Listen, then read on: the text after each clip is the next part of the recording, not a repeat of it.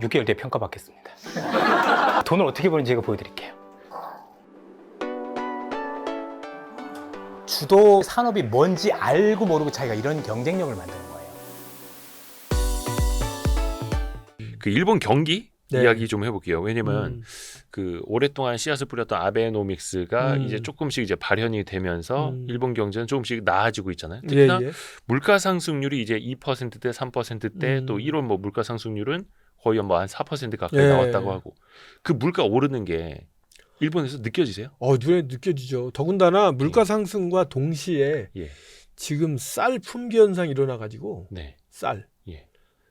쌀이 막 그 슈퍼마켓에 가면 뭐 사재기 하는 사람들도 있고 그래서 쌀이 막 없고 그래요.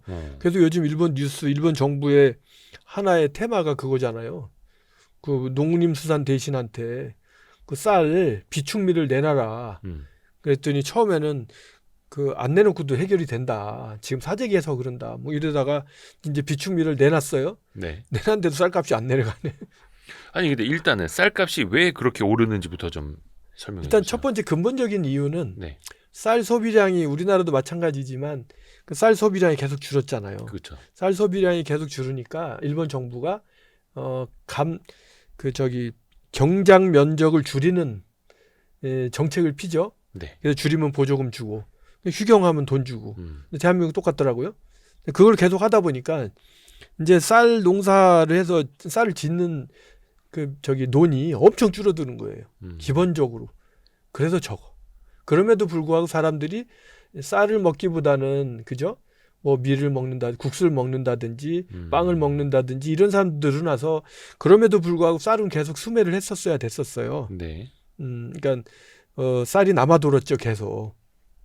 그러다가 이제 그것도 줄이다가 어느 정도 이제 자연적으로 경작을 안 하는 것도 있고 해서 결론적으로는 수요 공급의 밸런스가 경작제가 줄면서 안 맞기 시작했는데 거기에 그 매점 매석 같은 것도 살짝 끼면서 지금 이런 풍기 현상이 일어나는 거예요. 근데 일본의 경우에는 어느 정도의 양 이상의 쌀 매매를 하지 않는 사람은 정부의 뭐 양곡 도매업 이런 허가가 없어도 된대요. 그러니까 소규모로만 하면. 소규모로. 네. 그러니까 요즘에 뭐 외국 사람들, 요즘 뭐 인도 사람이라 그러나 중국 사람이라나 일본에서 쌀 사재기 해가지고 그런 식으로. 뭐 그런 일도 많이 벌어지고 그래서 어쨌든 지금 쌀값이 많이 올랐어요. 그러게요. 그래서 이제 저희 집 같은 경우에는 집사람이 뭡니까 공제조합 같은 거 있잖아요. 예. 공제조합에다가 서브스크립션으로 1년 계약을 해놨어요. 쌀 구독. 네, 쌀 구독. 예. 그걸 해놓으니까 우리는 이제 꼬박꼬박 쌀이 오니까 우리는 쌀 걱정을 안 해야 되는데 실질적으로 슈퍼마켓에 뭐 뉴스 보면 그 쌀만 들어왔다 그러면 싹 동나고 그런 일이 많이 나와요. 쌀 사기조차 힘든 거예요. 그렇죠. 그 정도라고요? 그래서 뭐 지금은 어느 정도 수준이냐면 정확하게 이야기 시에 쌀이 예전처럼 그렇게 흔하지 않다라는 정도가 정확한 표현일 거예요. 그러니까 이제 뭐 갔을 때 없을 때도 있더라. 근데 예전에는 그럴 리가 없었지. 그러게요. 그 부분이 지금 현재 쌀 문제는 그렇고 그래서 이제 그 쌀뿐만이 아니라 나머지 전반적인 물가 상승 이게 너무 심해서 저희도 요번에 저희 회사도 요번에 급여를 보니까 한 10몇 프로 정도 올렸거든요. 평균이요? 네. 일본에서 10몇 %면 어마어마한 거잖아요. 근데 그게요. 저희 같은 경우에는 일단 호봉을 올려줘야 되잖아요. 예. 호봉. 예. 호봉이 올라가니까 급여가 올라가고 급여 베이스가 올라가니까 올라가고 그래서 토탈 계산 해보니까 10% 넘더라고요. 예전에는 어땠었는데요? 예년에? 예전에는요. 예. 제가 일본 넘어가갖고 93년 뭐 이원저리는 매년 급여가 내려갔어요. 급여 삭감. 근데 매년. 그게 특이한 것도 아니고 당연했던. 당연했어요. 물가가 내려가니까. 물가가 내려가니까 내 생활하는 데는 큰 차이가 없었던 거예요. 그래서 제가 한국에서 사업할 때는 매년 그 급여 협상할 때만 되면 제가 괴로웠거든요. 당연히 직원하고 급여 협상할 때 한국에서는 급여 협상할 때 저쪽 직원의 스탠스는 당연하지만 올려달라는 얘기고 저는 당연하게 지금 사업이 이런데라고 얘기하는 거부터 시작되잖아요. 그래서 직원이 어느 날 사장님 좀 면담 좀 딱 그러면 그때부터 가슴이 콩쾅 뛰는 거예요. 그쵸. 아, 저 친구가 사표를 들고 오나 그랬는데 일본 딱 가갖고는 직원이 사장님이 부르면 콩쾅 뛰었다고 하더라고. 아 이제 급여 좀 그만두라고 내리자. 하는 건가? 급여 좀 내리자고 내리자. 하는 건가? 응. 연봉 한 5% 내리자. 그래서 뭐 이런 식으로. 99원절에는 거의 한 5년에서 10년간 급여를 하나도 안 올리고 갔던 것 같아요. 그냥 수평. 근데 호봉 정도만 올라가고. 급여를 이렇게 인상하기 시작한 건 언제부터라고 지금 2, 3년 정도. 음. 그러니까 제가 보기에도 물가가 너무 올라서 직원들이 너무 어렵겠더라고. 그러면은 그 물가가 오른 만큼 어떻게 보면 이제 뭐 전반적인 다른 기업들도 매출이 좀 높아지는 수순이어서 중소기업은 그렇진 않아요. 근데 저희 회사는 사실 일본에 있는 어떤 기업보다도 예. 나름 1인당 그 매출 생산성이 높아요. 그래서 그나마 저희는 그 정도 해도 고통이 없는 건 아닌데 그래도 버틸 수 있는데 그렇지 않은 회사들도 많아요. 그래서 일본의 좀비 기업이라고 그래서 망하지 못해서 마지못해서 하는 기업도 엄청 많고 망하고 싶은데 정부가 망하게 안 해줘요. 그럼 우리나라랑 비슷하네요. 네. 예. 망할라 그러면 아니죠. 여기는 망할라 그러면 정부가 돈을 준다니까. 일본이요. 네. 정책 자금 같은 걸 줘가지고. 그래서 코로나 때 저희도 이제 받긴 받았는데 저희 같은 경우 코로나 때 5억 정도 받았던 것 같아요. 정책 자금을. 무상.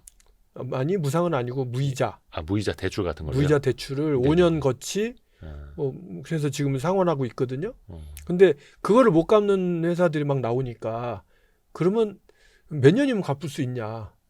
그러면 이제 원래 5년 안에 상환하기로 했는데 네. 그거를 어떻게 해주냐면 몇 년이면 얼마 정도 매년 갚을 수 있냐라고 물어봐 그걸 20년으로 늘리는 거예요. 채무제 조정. 예, 그렇게 하면 사실 이제 부실 채권이 아닌 게 되고 사실 그 사람들 살아날 수 있는 가능성이 있긴 하죠. 본인이 노력하면.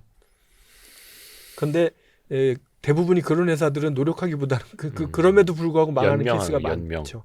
근데 그런 좀비 기업이 되게 많아요. 그러니까 그 2025년 봄철 그 네. 춘투라고도 하는 일본의 봄철 임금 노사협상 기본급 인상률이 평균 3.84%라 하더라고요. 그러니까 이게 우리가 봤을 때는 높지 않아 보이는데 일본에서 느끼기에는 굉장히 역사적으로 이제 높은. 요번에 일본의 그 노조, 네. 우리나라의 노총, 네. 일본 노총에서 성명을 발표했어요. 자기들이 원하는 거 100% 다 달성했다고. 그러니까 노조가 요청하는 금액이 다 달성이 됐다고 하면 예. 그 정도 말도 안 수준인 거죠. 거예요. 근데 이게 굉장히 또 만족할 만한 수준인 네, 거고. 그렇죠. 그러니까 급여 삭감이 당연했던 나라가 지금 완전 천지개벽을 그렇죠. 한 거네요. 그 땅값 상승률도 꽤 높아졌다고. 동경 안에서는 뭐 특정 지역은 뭐 20% 30% 올랐느니 뭐 50% 올랐느니 제가 살고 있는 동네도 수도권인데 거기도 좀 올랐느니 근데 이게 일반적인 건 아니고요. 예. 한국 분들이 오해하시는 게 일본의 땅값이 올랐다더라라고 말씀하시는 분들이 계신데 그게 아니고 서울의 강남 상구가 올랐다더라라는 얘기처럼 특정 구역에 수요가 있을 법한 곳만 오른 것이고 전반적으로 오른 건 아니에요. 네. 그러니까 그 지난해 일본의 땅값 상승률이 한 2.7% 정도 평균이라고 하는데 사실 평균이 2.7% 올랐으면 오른 곳은 내려간 곳도 엄청나게 많아요. 올랐다는 뜻이고 또 그리고 떨어진 또 곳도 그게 있다는 뜻이고. 그 부동산이 오르는데 과수요가 많은데 그 과수요를 누가 했냐면 중국 사람이 제일 많아요. 그래서 요즘에 한국에서 뭐 좀 잘못하면 저 사람 중국 사람 아니라고 한다면요 화교라고. 근데 일본은 농담이 아니고 실제로 일본은 제가 보기에도 중국인이 교란을 많이 시켜요.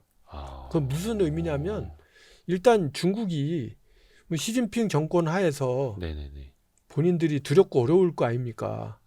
그러니까 돈 있는 사람들이 요즘 중국이 뭐 이게 어려워진다고 하잖아요. 그러니까 부정부패 이래가지고 뭐 한 사람들 있을 테고 돈을 빼돌리고 싶은 거예요. 해외로. 그런데 이런 수단 저런 수단을 다 해가지고 일본으로 돈을 빼돌린 사람이 많은가 봐요. 일본은 금융실명제가 아니잖아요. 우리는 금융실명제라 돈이 들어오면 어떻게 들어왔는지 나가면 어떻게 되는지 확실하게 들키겠지만 저 나라는 금융실명제가 아니니까. 그래서 그 돈 가지고 막 집을 사는데 현금 갖고 사는 거예요, 집을. 매석씩 그냥 뭐 이렇게 현금 따발로. 그래서 이제 집을 산 사람들이 중국 사람들이 많대요. 그래서 집을 사면서 일본에 영주권 신청도 하고 뭐 이렇게 해가지고 지금 요즘에 한국 기업들이 일본 이제 지사장들이라든지 주재원들 있잖아요. 네네네. 이분들 비자 신청 비자가 안 나와가지고 제가 얼마 전에 일본에 저는 이제 일본에 있는 주일 한국기업연합회 임원 회사인데 그 주일 한국기업연합회에서 임원 회사들이 고충을 해결해 달라고 일본의 경제산업성 공무원들하고 면담을 가진 적이 있어요. 네. 그때 나온 이야기가 비자 좀 빨리 내달라고. 주재원인데 6개월 이상 안 나오면 어떡하냐. 그것도 이름만 대면 다 알 법한 삼성 뭐 LG 뭐 포스코 이런 회사인데 왜 이렇게 비자가 잘 안 나와? 왜 이렇게 오래 중국 걸려? 사람이 네. 6만 명인가 어마어마하게 앞에 비자 신청을 한 거예요. 그러니까 이제 일본의 입국관리국에서는 그거 처리를 해야 되니까 제가 아는 어떤 직원은 일본 법인장으로 발령이 났는데 비자가 안 나와서 6개월, 7개월인가? 7개월 동안 기다리고 못 갔어요. 야, 그래요? 그럴 수가 있어요? 네, 그래서 그런 중국 사람들이 부동산을 잔뜩 취득을 했기 때문에 아하. 이게 교란이 될 거라는 거예요. 이 사람들이 그걸 갖고 뭘 하냐면 중국에서 오는 사람들에 대해서 에어비앤비라든지 이런 식의 그 중국 사람끼리 팔고 올리고 이게 그 교란이 가능할 정도의 수준의 물량이 일본에 들어온 것 같고. 그러니까 우리도 이제 뭐 관광으로 가면은 특별히 비자 없이도 갈 수 있지만 네. 비즈니스 차원에서 가려면 또 비자가 필요하니까. 여러분들 일본에 가보시면 인천공항이나 나리타 공항이나 하네다 공항에 가보시면 저 입국해갖고 나가면 택시 타고 이런 데 있잖아요. 네. 거기 보면 검은색의 완박스 차 뭐라고 얘기하죠? 완박스 큰 승합차. 네네네. 검은색 고급 승합차들이 쫙 늘어서 있는 게 많아요. 예. 그게 다 대부분이 중국 사람들이 하는 거예요. 중국 사람들이 중국에서 오는 관광객을 이제 우리로 얘기하면 왜 불법 택시? 그런 거. 개인 자가용 가지고.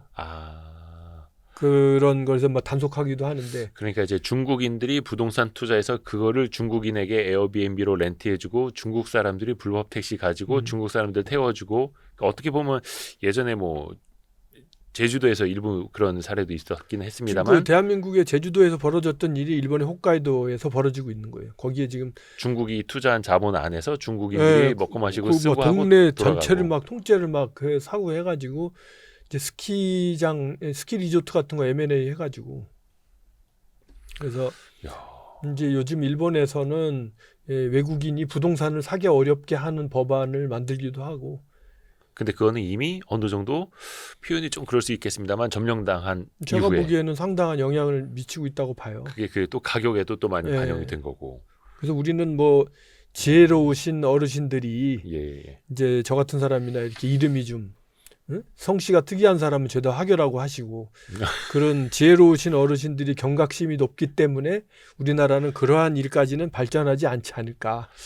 근데 물론 이제 염정순 대표님도 일본에 가셔서 사업체를 꾸리시고 일본에다 뭐 집도 사시고 하신 일본에서 보면 외국인인데 그게 이제 중국인일 경우에는 그게 꼭 어떤 자본은 뭐 어떤 색깔이 칠해졌다 이런 개념이 아니라 원체 많이들 와서 그걸로 가격 올려버리고 생태계가 교란이 될 정도까지라는 게 그게 이제 문제라는 거죠. 저 우리 한국 사람들이나 한국 사람 정도는 그 교란종은 아니에요. 일본 사회에 선한 영향력을 끼치는 정도의 외국인 정도의 수준인데 실례지만 중국 분들은 아직까지 전체적으로 중국에도 선진적인 그죠? 그런 분들이 많이 계시는 분들도 계시면 또 그렇지 않은 분들도 있잖아요. 네네네. 옛날에도 우리나라도 소위 후진국일 때는 외국 가서 비행기 안에서 맨발로 돌아다니고 막 소리 지르고 했던 적이 우리도 있지 않습니까? 교양 없던 시절에. 근데 이제 중국도 곧 그렇게 되겠죠. 그 과정에 지금 있는 거거든요. 그래서 그런 문제들이 실질적으로 일본 경제에도 영향을 많이 미칠 거다라는 생각이 들어요. 시간이 벌써 많이 흘렀는데 요거 오사카 엑스포 하나만 더 여쭤보면. 네네네. 아니 그 오사카 엑스포가 진짜 얼마 안 남았습니다. 네네네. 4월 13일부터 시작한다고 하는데 요게 한 6개월 동안 하는 거죠. 네. 현지에서는 어때요? 좀 기대감이나 분위기가 좀 올라오고 있나요? 일단 뭐 현지에서 그렇게 뭐 뜨겁게 달아오르거나 그렇지는 좀 못하고요. 네. 저 자신이 이제 오사카 부하고 관계가 있는 사람이라 제가 오사카 부의 특별 참여라고 해서 한국으로 얘기하면 고문 같은 직함을 가지고 오사카 부를 위해서 전자정부 관련입니다만 그런 입장에서 잘 된다라고 막 홍보를 사실은 해야 되겠는데 그렇게 막 잘 된다고까지는 못하겠어요. 왜냐하면 입장권도 네. 60% 정도밖에 팔리지 않았고 그 다음에 또 전체 그 설비 박람회장 또 뭐 공기도 좀 늦어지고 해서 그런 애로사항도 좀 있고 지금 보름밖에 안 남았는데. 예, 그래서 뭐 이제 지사님 포함해서 모든 분들이 혼연일차가 돼서 이제 오사카 만국 박람회를 성공시키자라고 얘기하시는데 이제 아직은 잘 모르겠습니다. 이제 뚜껑을 열어봐야 되겠죠. 준비 상황도 그러면 조금은 일부는 늦어지는. 예, 좀 걱정이 좀 되긴 해요. 근데 뭐 다들 기본적으로 또 근데 이제 좋은 면을 얘기하면 거기에 뭐 가시게 오시게 되면 뭐 진짜 로봇 세상이 어떻게 될 건지 그런 많은 것들을 현실적으로 볼 수는 있겠죠. 그런 측면에서 저도 가보려고 하고 또 한국에서도 그 뭐 관광 삼아 뭐 보시는 것도 와서 보시면 좋을 것 같다는 생각이 들어요. 그러니까 우리가 예전에 대전 엑스포 때 봤던 그런 그 미래상처럼 그렇죠. 그런 게 보이는 건데, 근데 또 어떤 사람들은 굳이 그걸 또 오사카까지 가서 봐야 되나? 뭐 온라인에 다 나오는 거 뭐 이럴 수도 있는 거고. 그 메인 주제가 생명이 빛나는 미래 사회의 디자인이라고 하는데 예. 그 주제만 봤을 때 이거 뭔 말인지 잘 모르겠더라고요. 그냥 뭐 듣기 좋은 얘기 하는 거 아니겠어요? 바이오 관련한 것 포함해서 로봇 뭐 이런 그 우리의 생활이 바뀔 수 있는 지금 시대잖아요. 네. 그런 최첨단 뭐 자동차부터 시작해서 자동차, 로봇, 바이오 뭐 이런 최첨단 이런 것들을 볼 수 있다는 의미로 그렇게 이야기한 거죠. 오사카 만국 박람회 엑스포의 그 저기 마스코트가 네. 그 맥이잖아요. 맥을 짚다 할 때 맥. 예. 이름이 맥이거든요. 그런 변화의 맥을 짚을 수 있지 않을까. 변화의 그런, 맥. 예. 이게 사실 우리는 조금 엑스포 아픔이 있지 않습니까? 네네. 부산 엑스포 유치하려고 했었다가 그게 2023년 말에 그렇죠. 이제 탈락이 됐었죠.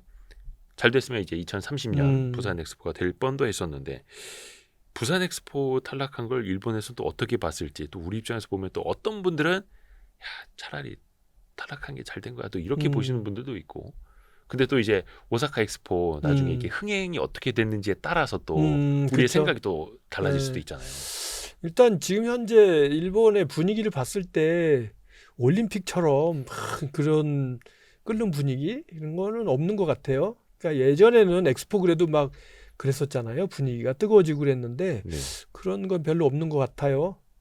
그래서 이번에 엑스포도 이제 어느 정도 성공을 거두면 그걸로 만족할 수 있는 게 아닌가라는 생각이 들고 대신에 들어간 비용이 뭐 어마어마하게 돈이 많이 들었어요. 그래서 그런 추가 비용도 예상 이외에 뭐 예산 원래 예산했던 거에 뭐 두세 배 정도 들어가고 해서 오사카 자체적으로는 해결이 안 돼가지고 이제 국가 사업으로 바꾸어서 일본 정부도 많이 돈을 붓고 이랬단 말이죠. 근데 그런 거를 봤을 때는 과연 앞으로 이러한 것들을 전 세계 사람들에게 가상현실로도 충분히 해결할 수 있는 문제들이 많을 텐데 굳이 이렇게 하드웨어를 만들어서 이걸 해야 될 필요가 있을까? 그다음에 이걸 하고 난 뒤에는 우리나라 그 엑스포 공원 그쵸. 관리 문제도 있지만 그런 거 하고 나면 그다음에 그걸 어떻게 관리하지가 또 문제가 되잖아요. 그 인프라 어떻게 잘 활용할 것인가. 예, 그러니까 활용 뭐 어떻게 해요? 어떻게 하기는 쓸 게 별로 없지. 거의 이제 부동산으로 활용을 해야 되는 그러니까 건데.